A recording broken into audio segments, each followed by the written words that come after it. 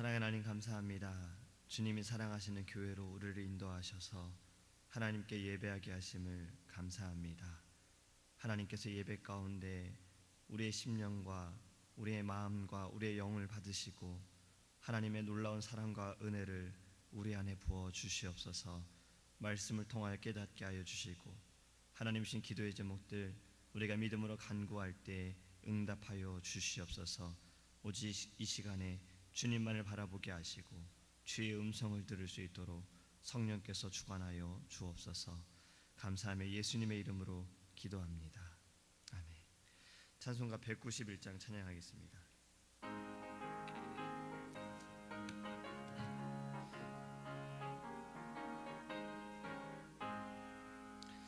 내가 매일 기쁘게 순례의 길 행함이 주의 팔이 나를 안보함이요 내가 주의 큰 목을 받는 참된 비결을 주의 영이 함께함이라. 성령이 계시네 할렐루야 함께하시네. 좁은 길을 걸으며 밤낮 기뻐하는 것 주의 영이 함께함이라. 전에 죄에 빠져서 평안함이 없을 때 예수 십자가의 공로 힘입어 그 발 아래 엎드려 참된 평화 얻음을 주의 영이 함께함이라. 성령이 계시네 할렐루야 함께하시네. 좁은 길을 걸으며 밤낮 기뻐하는 것 주의 영이 함께함이라. 나와 동행하시고 모든 염려하시니 나는 숲의 새와 같이 기쁘다. 내가 기쁜 마음으로 주의 뜻을 행하며 주의 영이 함께함이라. 성령이 계시네 할렐루야 함께하시네. 좁은 길을 걸으며 밤낮 기뻐하는 것 주의 영이 함께함이라. 세상 모든 욕망과 나의 모든 정욕을 십자가에 이미 못을 박았네.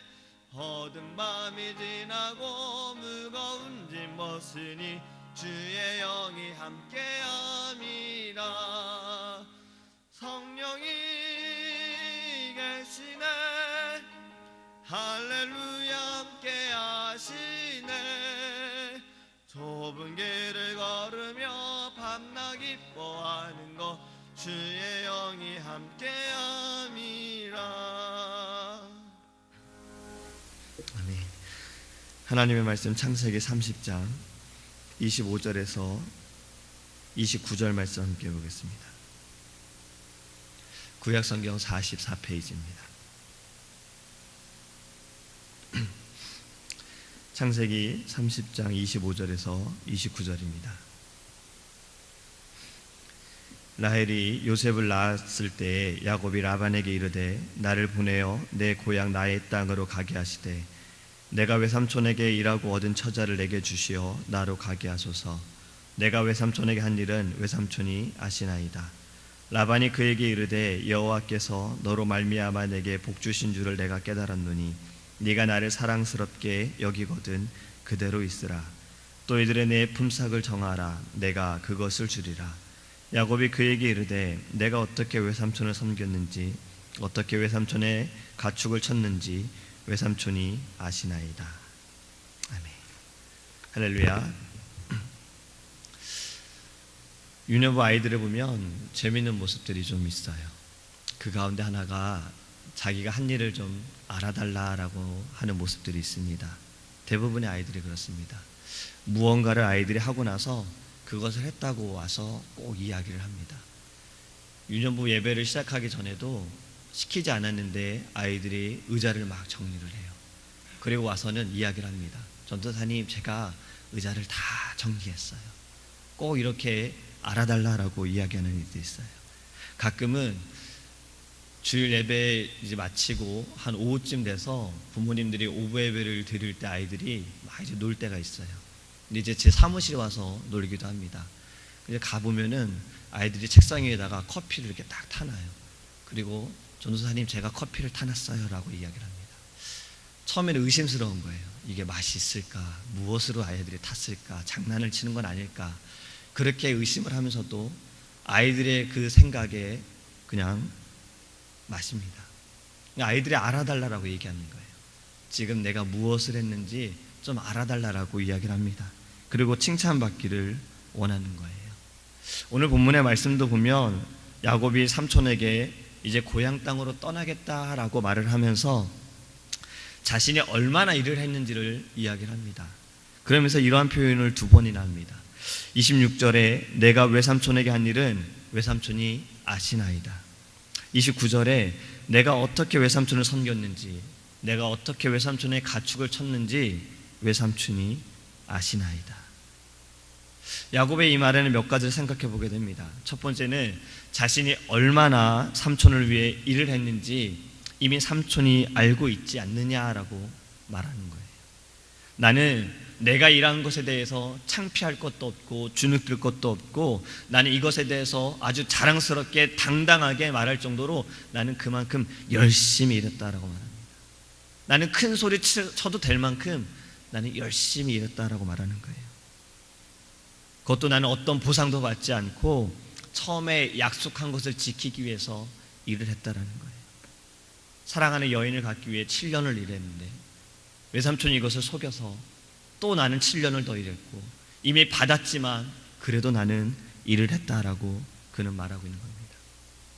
또 그가 이렇게 말을 하는 것은 이렇게 열심히 일했는데 외삼촌이 이것을 알아주지 않으면 자기는 섭섭하다는 거죠. 서운하다는 거죠. 어떤 보상을 하지도 않은 삼촌이 내가 일한 것에 대해 인정하지 않으면 안 된다라고 말하는 겁니다. 이에 대해 라반의 반응은 야곱이 열심히 일한 것을 알기에 또 그가 함께함으로부터 자신이 하나님으로부터 복을 받은 것을 그는 알기에 야곱을 붙잡아 두기를 원했어요. 야곱이 떠난다고 하니까 이제서야 야곱이 일한 것에 대해서 인정을 하고 그를 놓치면 자신이 받은 복들을 더 이상 받지 못할까 두려워 야곱을 이제서야 잡으려고 합니다. 그리고 야곱이 일한 것에 대해 알았다라고 그는 그렇게 표현을 해요. 사람은 모를 때가 있어요. 사람은 모를 때도 있고 모른 척할 때도 있어요. 아내가 남편에게 가장 묻는 질문 가운데 가장 어려운 질문이 여보 오늘 나 어디 달라진 데 없어? 라는 겁니다. 와이프가 남편에게 와서 당신이 오늘 나 달라진 거 없어? 라고 묻는 게 남편에겐 가장 어려운 질문이라고 해요.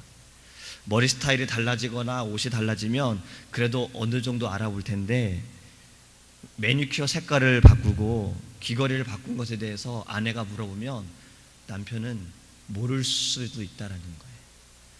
또 어떤 남편들은 알아요. 무엇이 바뀌었는지를 알지만 모른 척할 때도 있다고 합니다. 이미 속으로는 알고 있어라고 하지만 표현하는 것이 서툴러서 그것을 모른 척하는 남편들도 있다고 해요. 이것이 부부관계만이 그런 것이 아니라 사람과의 어떤 관계에 있어서도 모를 때가 있어요. 자신이 하는 일에 너무 집중하다 보니까 다른 일에 너무 바쁘다 보니까 주변을 돌아보지 못하고 그리고 그가 무엇을 하는지 모를 때도 있습니다. 또 알아주지 못할 때가 있어요. 난 이렇게 열심히 일했는데 왜 이것을 알아주지 못하나 그럴 때도 있습니다. 그럴 때 사람들의 반응은 실망이에요. 아, 이것을 내가 왜 계속 해야 되나? 날 알아주지 못하는데 내가 이렇게 열심히 하는데 이것을 사람들이 알아주지도 못하는데 알아주지도 않는데 내가 이것을 왜 이렇게 열심히 해야 하나라는 생각에 더 이상 그것을 하고 싶지 않은 마음이 든다고 합니다. 야곱은 그렇게 14년을 버텨왔어요. 근데 이제 떠나려고 하니 외삼촌이 알아보는 거예요. 우리가 여기서 명심해야 할 것이 바로 이겁니다. 사람은 모를 수도 있고 모른 척할 수도 있어요. 하지만 우리 하나님은 다 아십니다. 우리 하나님은 다 아세요. 우리를 만드시기 전부터, 창세전부터 하나님은 다 알고 계셨어요. 지금도 알고 계세요. 아담과 하가 하나님의 말씀에 불순종하여서 그들이 숨어 있을 때에 하나님께서 너희가 어디 있느냐라고 물으셨던 건 몰라서 묻는 것이 아니라 다 알고 계셨어요. 그들이 행한 것들과 그들이 지금 어디에 있는 것도 하나님은 다 알고 계셨어요. 우리는 하나님의 계획과 섭리하심을 다 알 수는 없습니다. 하지만 우리가 명심해야 할 것은 하나님은 우리의 머리카락도 다 세신다는 거예요. 그만큼 우리의 모든 것을 다 알고 계십니다. 그렇게 우리가 믿고 의지할 분은 사람이 아니라 하나님이라는 거예요. 나를 왜 못 알아봐줘? 라고 사람에 대해 실망하는 것이 아니라 나의 모든 것을 알고 계시는 하나님께 우리의 시선을 두어야 할 줄 믿습니다. 우리가 즐겨 부르는 찬양 가운데 이런 찬양이 있습니다. 주가 보이신 생명에게. 후렴 부분을 보면 나의 길 오직 그가 아시나니 나를 점금같이 단련하신 후에 나를 하나님께로 나오겠다라는 그러한 고백이 있습니다. 바로 욥의 고백이지요. 우리가 가는 길도 우리는 모르지요. 하나님은 아십니다. 제가 몇 년 전에 미국에 올지 전 몰랐어요. 하나님은 알고 계셨어요. 제가 이렇게 아름다운 성전에서 믿음의 종을 만나고 또 이렇게 귀한 믿음의 교제를 하게 될 줄 저는 몰랐어요. 하지만 하나님은 알고 계셨어요. 하나님은 다 아십니다. 하나님의 그 놀라우신 계획 가운데 우리를 인도하여 주십니다. 그렇기 때문에 우리가 해야 할 것은 아브라함처럼 믿고 순종하는 거예요. 따라가는 겁니다. 지금 우리 눈앞에 그것이 낭떠러지로 보일 수 있어요. 하지만 하나님은 그곳에 다리를 놓으심을 믿으시기 바랍니다. 그럼 우리는 가는 거예요. 왜냐하면 하나님은 알고 계시기 때문에 그렇습니다. 스펄전 목사님께서 설교 가운데 이런 이야기를 드셨어요. 프랑스 황제 나폴레옹, 그의 조카가 있었습니다. 그의 조카가 감옥 생활을 하면서 영국으로 탈주했어요. 감옥에서 어렵게 생활을 하다가 그가 도망을 쳤습니다. 그리고 영국으로 도망을 가서 그는 2월 혁명을 일으켰어요. 그것에 대해서 사람들은 비웃었습니다. 네가 너의 삼촌이었던 나폴레옹도 잡혔고 너의 집안은 이제 몰락했는데 네가 어떻게 혁명을 일으켜서 네가 황제가 되려느냐라고 사람들은 비웃었어요. 그런데 그는 이렇게 말했습니다. 누가 아느냐? 나는 내 삼촌의 조카이고 멀지 않아 나는 황제 자리에 앉을 수도 있다. 누가 아느냐? 그리고 그는 이후에 프랑스 황제가 되었습니다. 저는 이 질문에 우리가 주목하기 원해요. 누가 아느냐? 하나님은 아십니다. 사람은 모릅니다. 어제 목사님께서 말씀하실 때 과학이 굉장히 뛰어나다 그러잖아요. 사람들의 호기심으로 인해서 많은 것들이 발달이 되어지고 발명이 되어지고 발견이 되어졌죠. 지금 우리가 생각하지도 않았던 모든 일들이 우리의 생활 가운데 나타나고 있습니다. 하지만 이러한 것을 만드는 사람들도 다 알 수는 없다라는 거예요. 아직도 모르는 것이 오히려 더 많습니다. 병의 원인도 우리는 모르고 이것을 어떻게 고쳐야 할지도 모릅니다. 이 세상이 왜 이렇게 되어가는지도 우리는 모릅니다. 자연의 모든 일들도 우리는 몰라요. 어느 부분만 알고 있는 거예요. 하지만 우리 하나님은 다 알고 계십니다. 그렇게 우리는 그 하나님의 사랑을 우리의 삶에 나타내기를 원합니다. 하나님께서는 우리를 통해 일하기를 원하세요. 그렇기 때문에 우리가 항상 깨닫기 원합니다. 누가 아느냐? 하나님이 아십니다. 오직 하나님만이 아십니다. 우리가 이것을 믿고 의지하고 하나님께 나아가기 원합니다. 다 아시는 하나님께서 우리를 주의 길로 인도하시고 하나님이 원하시는 길로 인도하심을 믿으시기 바랍니다. 기도하겠습니다. 우리의 모든 것을 아시는 하나님, 우리가 의지할 것도 믿을 것도 이 세상에 있음이 아니라 다 아시는 하나님께 있음을 우리가 깨닫기를 원합니다. 우리의 신앙과 믿음이 오직 주로 인하여서 변화되어지게 하시고 하나님께 나아갈 수 있도록 주님 은혜를 내려 주시옵소서. 우리가 할 수 있는 것은, 우리가 해야 하는 것은 아브라함처럼 믿고 따라가는 것입니다. 아브라함처럼 믿고 순종하는 것입니다. 지금 우리의 인간의 눈으로 볼 때 지금 내 앞에 여리고성이 있고 홍해가 있을지라도 여기서 주저하는 것이 아니라 하나님께서 가라 하면 우리는 나아가는 것입니다. 왜냐하면 하나님은 다 아시기 때문입니다. 우리가 가야 할 길도 아시는 하나님, 우리의 머리카락도 세시는 하나님, 우리가 믿음으로 순종하게 하소서. 믿음으로 나아가게 하소서.